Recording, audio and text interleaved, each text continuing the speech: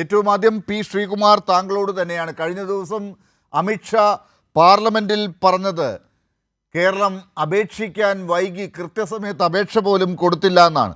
ഇന്ന് ഹൈക്കോടതി നിയോഗിച്ച അമിക്കസ് ക്യൂറി അമിത്ഷാ തെറ്റാണ് പറഞ്ഞത് എന്ന് ചൂണ്ടിക്കാട്ടിയിട്ടുണ്ട്. കേരളം കൃത്യമായി തന്നെ അപേക്ഷ കൊടുത്തിട്ടുണ്ട് എന്ന് അദ്ദേഹം വിശദീകരിച്ചിട്ടുണ്ട്. ഇതൊക്കെ കേൾക്കുമ്പോൾ, കാണുമ്പോൾ കേരളത്തിന് അറിയേണ്ടത് ഒരൊറ്റ കാര്യം മാത്രമാണ്. കേരളത്തെ, വയനാട്ടിലെ ചൂരൽമല, മുണ്ടക്കൈ ഗ്രാമങ്ങളെ സഹായിക്കാൻ, പിടിച്ചു കയറ്റാൻ, പുനരധിവാസം അവിടെ നടപ്പിലാക്കാൻ എന്തെങ്കിലും ചെയ്യാൻ ഉദ്ദേശിക്കുന്നു എന്ന് കേന്ദ്രം കരുതിയിട്ടുണ്ടോ, തീരുമാനിച്ചിട്ടുണ്ടോ? കേന്ദ്രം ഭരിക്കുന്നവർക്ക് അതിന് താല്പര്യമുണ്ടോ? അല്ല, ഇവിടെ ലാൽ തുടക്കത്തിലെ പറഞ്ഞത് തെറ്റായ ഒരു സ്റ്റേറ്റ്മെൻറ്റാണ്. അമിത്ഷാ പറഞ്ഞത് തെറ്റാണെന്ന് അമിക്കസ് ക്യൂറി കോടതി പറഞ്ഞു എന്നാണ് പറയുന്നത്. അമിത്ഷാ പറഞ്ഞത് നവംബർ 13 അപേക്ഷ കിട്ടിയെന്നാണ്. അപ്പം അല്ലാതെ കിട്ടിയില്ലെന്ന് അമിത്ഷാ പറഞ്ഞിട്ടില്ലല്ലോ. അമിക്കസ് ക്യൂറി ഇന്ന് പറഞ്ഞിരിക്കുന്നു അപേക്ഷ കൊടുത്തിട്ടുണ്ട്. രണ്ടും ശരിയാണ്. അതിൻ്റെ അകത്ത് എന്താണ് കുഴപ്പം? അല്ല, നവംബർ 13 കിട്ടിയ അപേക്ഷയെക്കുറിച്ച് അല്ല സാർ. അല്ല, അതെ, അതാണ് നവംബർ 13 അപേക്ഷ കിട്ടിയെന്നുള്ളത് തർക്കമില്ലല്ലോ. നവംബർ 13 അപേക്ഷയെക്കുറിച്ച് അല്ല ഞാൻ ഈ പറഞ്ഞത്. അല്ല, അതിന് മുമ്പ് അപേക്ഷ അല്ല, അത് അന്ന് കോടതി, ഇന്ന് ഹൈക്കോടതി അത് കൃത്യമായിട്ട് പറഞ്ഞല്ലോ. നിങ്ങൾ എന്ത് നോക്കിക്കൊണ്ടിരിക്കുക, നിങ്ങൾ എന്താ കൊടുത്തത്? അപേക്ഷ കൊടുക്കാതെ ആരെങ്കിലും ഇത് കേന്ദ്രത്തിൽ നിന്ന് എന്തെങ്കിലും സഹായം കിട്ടുമോ?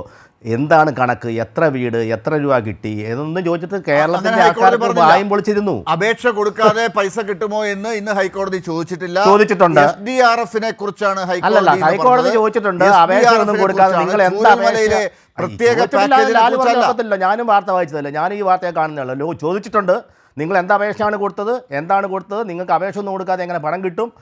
അപ്പോൾ വീണ്ടും കോടതി മാറ്റി വെച്ചിരിക്കുകയാണ് കേസ്. അപേക്ഷയും കൊടുത്തില്ല, ഒന്നും കൊടുക്കാതെ നവംബർ 13 ചോദ്യമാണ്. വയനാടിനോട് എന്തിനാണ് അക്കൗണ്ട്സ് കാണിക്കാമെന്ന് കേരളം പറഞ്ഞു. അതുകൊണ്ട് അടുത്ത വ്യാഴാഴ്ച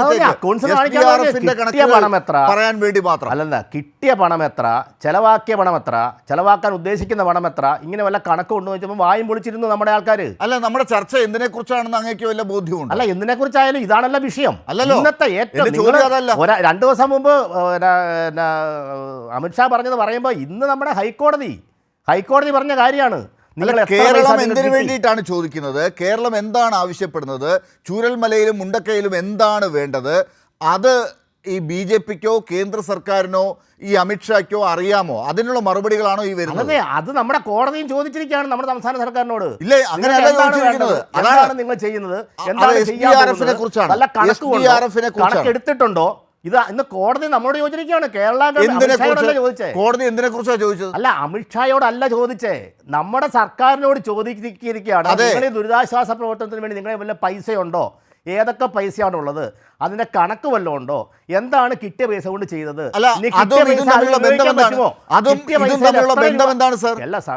അതും ചൂരൽമലയിലെയും പുനരധിവാസവുമായി എന്താണ് ബന്ധം? അല്ല, കിട്ടിയ പൈസയിൽ എത്ര രൂപ ഇതിനു വേണ്ടി ചൂരൽമലയിലേക്ക് ചെലവഴിക്കാൻ പറ്റും, അല്ല വയനാട്ടിലേക്ക് ചെലവഴിക്കാൻ പറ്റും, എത്ര രൂപ ചെലവഴിക്കാൻ പറ്റും?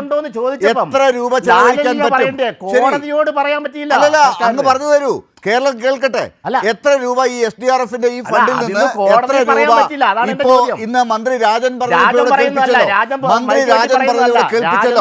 എത്ര രൂപ ഈ അടിയന്തര സഹായമായി കൊടുത്ത 10,000 രൂപയിൽ എത്ര രൂപ SDRF-ൽ നിന്ന് എടുക്കാനാകും? വാടക കൊടുക്കാനാകുമോ? കേരളത്തിലെ ആരും വിശ്വസിക്കുന്നില്ല സുഹൃത്തേ. അതിന് കോടതി ഇന്ന് കോടതി പറയുന്നില്ലല്ലോ. താങ്കൾ പറയൂ. അല്ല, ഞാൻ പറയേണ്ട കാര്യമില്ല. നിങ്ങൾ കോടതി, താങ്കൾക്ക് അറിയില്ല, താങ്കൾക്ക് പറയാൻ പറ്റില്ല. താങ്കൾക്ക് അറിയില്ല, താങ്കൾക്ക് പറയാൻ പറ്റില്ല. അല്ല, ഞാനല്ല, സംസ്ഥാന സർക്കാരിന് അറിയില്ല, പറ്റാത്ത കാര്യം ഞാൻ എങ്ങനെ പറയും? സംസ്ഥാന സർക്കാരിനോട് ചോദിച്ചതിനുള്ള മറുപടിയൊക്കെ അവർ കൊടുത്തു. ഇനി എന്തെങ്കിലും ബാക്കിയുണ്ടെങ്കിൽ അത് വ്യാഴാഴ്ച കൊടുക്കും. അത് SDRF-നെ കുറിച്ചാണ്. SDRF-ൽ നിന്ന് അടിയന്തര സഹായമായി 10,000 രൂപ കൊടുക്കാൻ പറ്റില്ല.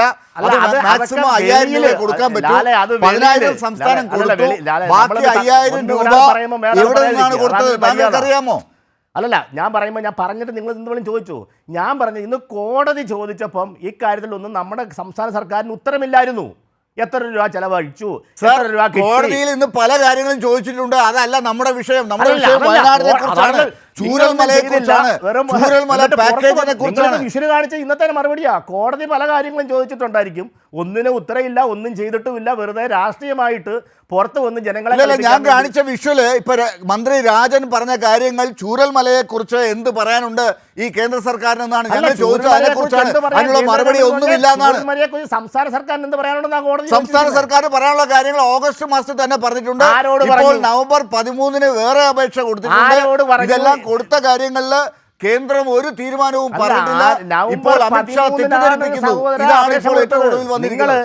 ഏറ്റവും കറപ്റ്റ് എന്നാൽ ഒരു മര്യാദയില്ലാതെ ഒരു കണക്കും തൊപ്പി അറിയാൻ പറ്റുന്ന ഒരു ഗവൺമെൻറ്റാണ് കേരളത്തിലേത്. അത് ദേശീയ ലെവലിൽ എല്ലാവർക്കും അറിയാം. നമുക്ക് പ്രളയം വന്നപ്പോൾ അനുഭവിച്ചതല്ലേ. പ്രളയം ഉണ്ടായതിൻ്റെ പിറ്റേ ദിവസം 20,000 കോടിയാണ് ചോദിച്ചത്. അന്ന് ഓർക്കുന്നുണ്ടല്ലോ, ലാലിനറിയാമല്ലോ. മോഡി വരുന്നപ്പം ആദ്യത്തെ മീറ്റിംഗിൽ പ്രളയം അപ്പം തീർന്നിട്ട് പോലും ഇല്ല. എന്നിട്ട് പ്രളയം വന്നപ്പോൾ പറഞ്ഞു ഞങ്ങൾക്ക് 2,000 കോടി നിങ്ങൾ കൊടുത്ത പൈസ കൊണ്ടാണോ ഈ കേരളം മുഴുവൻ പുനരധിവാസം നടത്തിയത്? അല്ല പിണറായി വിജയന്റെ കട്ട പൈസ കൊണ്ടാണോ? പിണറായി വിജയന്റെ മോളുടെ കട്ട പൈസ. നമ്മൾ മര്യാദയുള്ള ഭാഷ ഉപയോഗിക്കണം ദയവായി. അതിപ്പോ നരേന്ദ്രമോദി കട്ടാലും ആര് കട്ടാലും കേരളത്തിലെ കള്ള പൈസകളൊക്കെ നമുക്ക് അറിയേണ്ടതുണ്ട്. കട്ട പൈസകളെ കുറിച്ചുള്ള ചർച്ചകൾ നമുക്ക് നടത്താം. നമുക്ക് പല രീതിയിൽ കട്ട പൈസകളുണ്ട്, അതൊക്കെ നമുക്ക് നോക്കാം. നമുക്ക് അതിനെ കുറിച്ച് ചർച്ചകളൊക്കെ നടത്താം. കേരളത്തിൽ തന്നെ ഉണ്ടല്ലോ ഇപ്പൊ കട്ട പൈസകളെ കുറിച്ചുള്ള കഥകളൊക്കെ ഇപ്പോൾ വരുന്നുണ്ടല്ലോ. അത് നമുക്ക് നോക്കാം. ഇപ്പൊ അതല്ല ഇവിടുത്തെ ചർച്ച. നമുക്കറിയേണ്ടത് കേരളത്തിൽ പ്രളയം വന്നപ്പോ, പ്രളയത്തിന്റെ പേരിൽ പുനരധിവാസം നടത്തിയപ്പോ കേന്ദ്രം കൊടുത്ത പൈസ കൊണ്ടാണോ കേരളം മുഴുവൻ പുനരധിവാസം നടത്തിയത്? രണ്ടാമത്തെ കാര്യം ഇപ്പോ ചൂരൽമലയിൽ നിങ്ങൾ എന്തുകൊണ്ടാണ് നിങ്ങൾ എടുത്തു പറയൂ.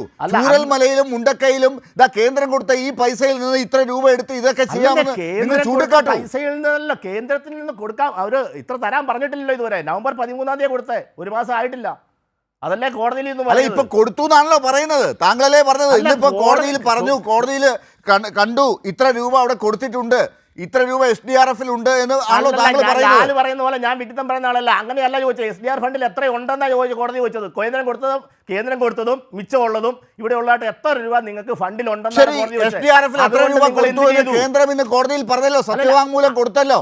ആ പൈസ കൊണ്ട് ചൂരൽമലയിലും മുണ്ടക്കയിലും അവിടെയുള്ള പുനരധിവാസത്തിനുള്ള പൈസ ആകുമോ സാർ? അല്ല, അത് മുഴുവൻ കിട്ടിയെന്നില്ല. അതുകൊണ്ട് ഉള്ളത് കൊണ്ട് അതിൽ നിന്ന് എന്തെങ്കിലും ഒരു മാസത്തെ വാടക അവർക്ക് കൊടുക്കാൻ പറ്റുമോ? നിങ്ങൾ എന്താ പറയുന്നത്? ഈ നിങ്ങളോട് ചോദിച്ചപ്പോൾ നിങ്ങൾക്ക് അതിനൊന്നും ഉത്തരം കോടതിയിൽ ഇല്ല.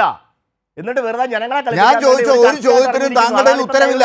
ഞാൻ ചോദിച്ച ഒരു ചോദ്യത്തിനും താങ്കളുടെ ഉത്തരവില്ല.